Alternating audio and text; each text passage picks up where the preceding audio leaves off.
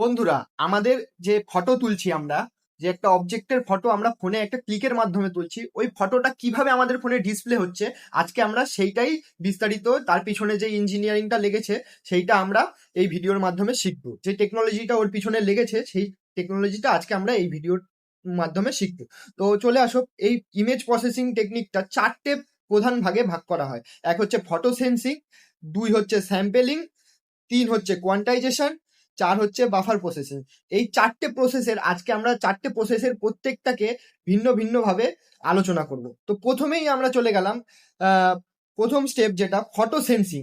মানে আমরা যে কোনো একটা অবজেক্ট, আমার ক্যামেরার পিছনে যে অবজেক্টটা রয়েছে সেই অবজেক্টটার যেই একটা ক্লিকের মাধ্যমে, ফোনের একটা ক্লিক বা ক্যামেরার ক্লিকের মাধ্যমে যে ফটোটা তুলছি, তখন ওই ফটো সেই অবজেক্টটার মধ্যে যেই আলোগুলো রয়েছে সেই অবজেক্টের আলোটা ক্যামেরার সেন্সারের মধ্যে এসে পড়ছে।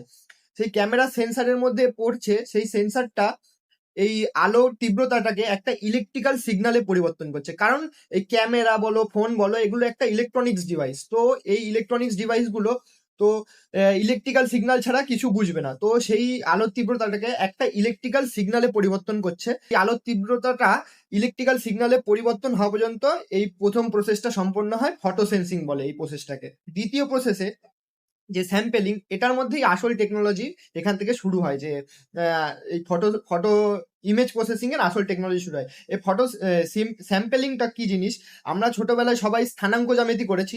তো সেখানে যে গ্রাফ পেপারগুলো রয়েছে, সেই গ্রাফ পেপারের মতো ক্যামেরার মধ্যেও এক ধরনের টেকনোলজি রাখা হয়েছে, যেখানে যেই আমাদের সামনে যেই ফটো বা অবজেক্টটা থাকবে, সেই অবজেক্টটার দৈর্ঘ্য আর প্রস্থ অনুযায়ী আমরা সেই সেই অবজেক্টটাকে ছোট ছোট বাক্স আকারে বা গ্রিড, এটাকে গ্রিড বলা হয়, ছোট ছোট বাক্স আকারে ভাগ করে নেব। সেই ফটোটাকে ছোট ছোট বাক্স আকারে ভাগ করে নেব, এবং এই প্রত্যেকটা বাক্সের একটা এক্স আর ওয়াই, এক্স আর ওয়াই যে মানে স্থানাঙ্ক থাকবে সেটা আমরা দেবো।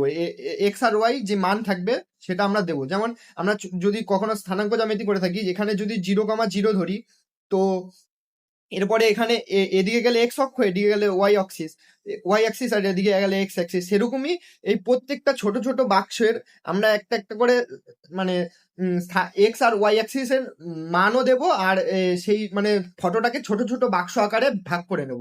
মানে পুরো ইমেজটাকে দৈর্ঘ্য আর প্রস্থ অনুযায়ী পুরো ইমেজটাকে প্রথমে একটা বাক্স, ছোট ছোট বাক্স আকারে ভাগ করে নেব। এটাকে স্যাম্পেলিং বলা হয়। তো স্যাম্পেলিং এর পরে আমরা চলে যাচ্ছি পুরো কোয়ান্টাইজেশনে। এবার যেই ছোট ছোট আমাদের বাক্সগুলো হয়েছিল, সেই বাক্সগুলোর মধ্যে আমরা সেই আলোর তীব্রতা অনুযায়ী, যে মনে করো 10টা বাক্স হয়েছিল, 10টা ছোট ছোট বাক্স হয়েছিল, তার মধ্যে মিডিলের দুটো বাক্সে আমরা যে ফটোটা রয়েছে সেই ফটোটার তো আলোর তীব্রতাটা বেশি ছিল। সেই আলোর তীব্রতাটা বা ইন্টেন্সিটি অনুযায়ী আমরা সেই বাক্সগুলো মানে নাম্বারিং করব। সেই নাম্বারিংটা 0 থেকে 255 পর্যন্ত যাবে। 0 থেকে 255, 0 টু 255 পর্যন্ত সেই নাম্বারিংটা যাবে। 0 মানে একদম অন্ধকার, আর 255 মানে পুরো সাদা, মানে পুরো ইন্টেন্সিটি হাই আলো। এই নাম্বারিংটা তারপরে আমরা এই কোয়ান্টাইজেশনে নাম্বারিংটা করব। এই নাম্বারিংটা করার পরেই আমরা ইমেজ মোটামুটি আমাদের দেখতে পারবো, সেই ইমেজটা ব্ল্যাক এন্ড হোয়াইট হবে। এই কোয়ান্টাইজেশনের পরেই আমরা চলে যাব বাফার প্রসেসিং এ। তো বাফার প্রসেসিং এর মাধ্যমেই আমরা এই ফটোটাকে লাস্ট স্টেপ, বাফার প্রসেসিং হওয়ার পরেই আমরা মানে সেই ফটোটার কালার সিলেক্ট করার পরেই, প্রত্যেকটা খোপের কালার সিলেক্ট করার পরেই তারপরে আমরা আমাদের মূল ফটোতে পেয়ে যাব, মূল ফটো পেয়ে যাব।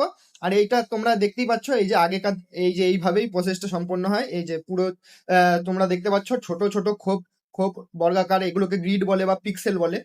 তো যেই ফটোর যত বেশি পিক্সেল হবে, যে আমরা জানি যত বেশি পিক্সেলে থাকবে তত ভালো ফটো, সেরকম পিক্সেল বলতে এই খোপগুলোকে বোঝানো হয়। যেই ফটো যতগুলো বেশি খোপ তৈরি মানে খোপ তৈরি হবে যেই ফটোতে, তত ভালো ফটোগুলো তত স্পষ্ট হবে। এই যে তোমরা দেখতেই পাচ্ছ, এই যে এইভাবে ফটোটা ইমেজ প্রসেসিং হয়। তো এরকম ধরনের আরো ভিডিও দেখতে চাইলে এই চ্যানেলটাকে সাবস্ক্রাইব করবে। আজকের ভিডিও তোমাদের যদি ভালো লাগে লাইক করে দেবে। ধন্যবাদ।